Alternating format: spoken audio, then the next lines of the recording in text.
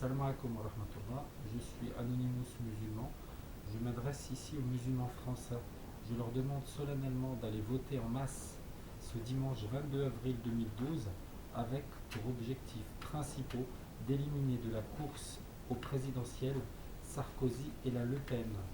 Tous les deux, et nous nous y attendions, ne se sont pas gênés une fois de plus et toujours et encore pour nous stigmatiser, pour nous dénigrer, pour faire de nous des boucs émissaires, pour se servir de nous, les musulmans, en tant que marchepied.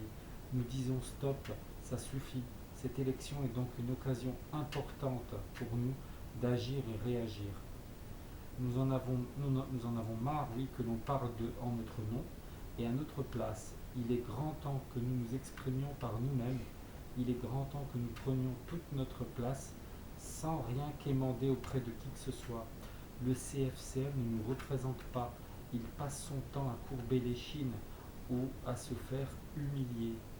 Moussaoui, Boubaker et toute la clique ne sont que des pantins assoiffés de pouvoir et de visibilité médiatique à la solde des pouvoirs algériens ou marocains et qui sont complètement déconnectés des réalités que nous vivons chaque jour, nous autres musulmans ici en France. Où était le CFCM à chaque fois que nos sœurs se sont faites violemment agresser à cause de leur voile? Et la viande halal, mais parlons-en de la viande halal. Les musulmans savent qu'il est très compliqué de trouver de la viande vraiment halal. Et cet arriviste de Le Pen débarque en prétendant que la viande halal inonderait nos magasins. Elle ment. Mais par contre, le marché du halal, représentant des milliards d'euros, cela aiguise les appétits et beaucoup n'hésitent pas à estampiller halal des produits qui ne le sont en fait pas du tout.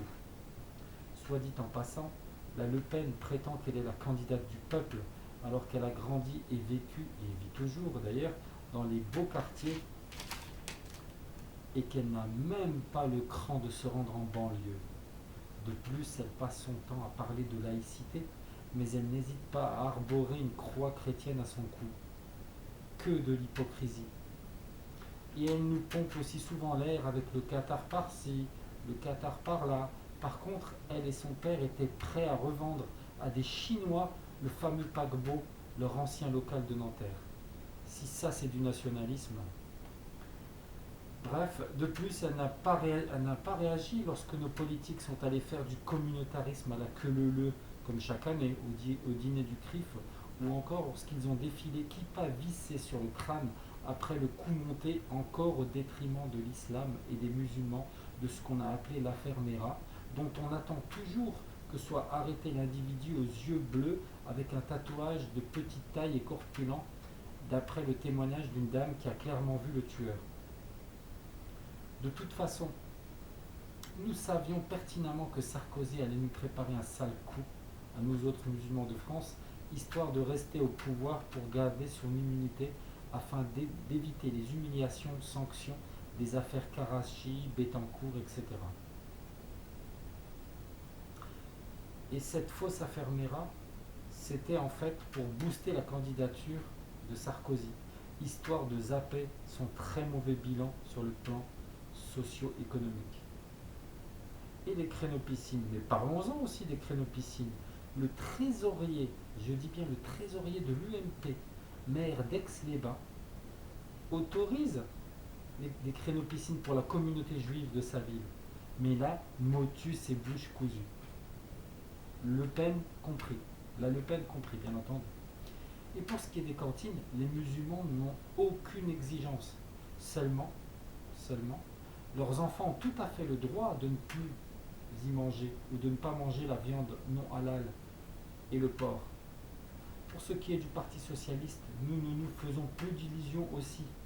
Martine Aubry a cédé sur les créneaux piscines, parce qu'on lui a mis la pression, créneaux piscines pour nos sœurs, sans avoir dénoncé le fait que cela perdurait pourtant pour la communauté juive dans plusieurs villes de France, jusqu'à nos jours. Il n'y a pas qu'à Aix-les-Bains où ça se produit. Mais là, on ne dit rien, et ça, c'est un scandale. Et là, le CFCM aussi ne dit rien.